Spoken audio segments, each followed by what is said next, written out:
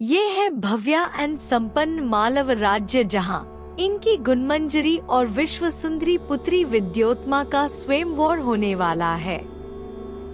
विद्योत्मा सिर्फ सुंदर ही नहीं, बहुत बुद्धिमान भी है। उसने शादी के लिए ये शर्त राखी है, जो कोई भी उसको शास्त्रार्थ में हारा देगा वो उसी के साथ विवाह करेगी। कई पंडित और राजकुमारों ने कोशिश की, परंतु विद्योत्मा को कोई नहीं हारा पाया। निराश विद्योत्मा ने सबको रिजेक्ट कर दिया। अपमानित विद्वान लोग जब जंगल से गुजर रहे थे तो उनकी नजर कालिदास नामक एक मूर्ख पर पड़ी, जो जिस डाली पर बैठा था उसी को काट रहा था। उन लोगों ने कालिदास को राजकुमारी से विवाह करने के लिए कन्विंस कर लिया। कालिदास को राजकुमार की तरह तैयार किया गया और उसको ये बोला कि तुम राजकुमारी के सामने कुछ मत बोलना, हम कहेंगे आज तुम्हारा मौन व्रत है। कालिदास के साथ विद्योत्मा ने मौनी रूप से डिस्कशन करते हुए एक उंगली दिखाई, जिसका मतलब था ईश्वर एक है।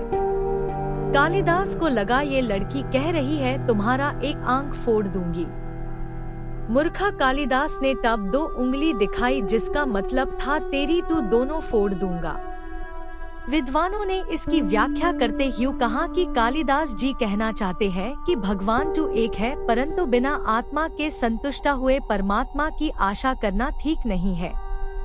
विद्योत्मा कालिदास के जवाब से सैटिस्फाइड होती है। अब दोनों की शादी हो जाती है। फिर विद्योत्मा को पता चल जाता है कि उसके साथ धोखा हुआ है। गुस्से में आकर वो कालिदास को घर से बाहर निकाल देती है।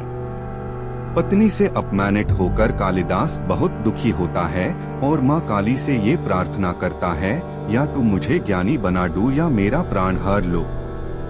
उसकी प्रार्थना स्वीकार होती है और माँ काली की कृपा से कालिदास रात भर में संस्कृत भाषा का ज्ञानी बन जाता है।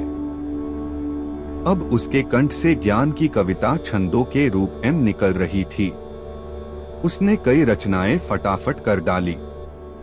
एक दिन कालिदास को अपनी पत्नी की याद आती है। अब उसका लौटना भी गलत नहीं था, आफ्टर ऑल वो अब डिजर्व करता था। विद्योत्मा ये खबर पाकर बहुत खुश होती है। कालिदास के स्वागत पूरे दिल से करती है और फिर से उसको अपनाने के लिए कहती है, परंतु कालिदास के भीतर भी ईगो आ जाता है। वो कहता है तुम ही मेरी गुरु हो, ये सब तुम्हारे कारण ही हुआ है, पर अब मैं महल में नहीं आश्रम में रहना चाहूँगा। लोगों की सेवा करना ही मेरा धर्म होगा। फिर कालिदास चला जाता है अपने आश्रम की तरफ, जहाँ उन्होंने अभिज्ञान शकुंतलम, मेघदूतम, कुमार संभव, ऋतुसंहार, मालविकनिमित्रा और अनेकों रचनाएं करके संसार में प्रसिद्ध हो जाते हैं।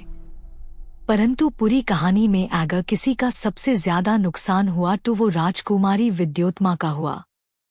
ना उसकी सुंदरता उसको संभाल पाई, ना उसकी बुद्धिमत्ता, ना ही उसको पति का प्यार मिला।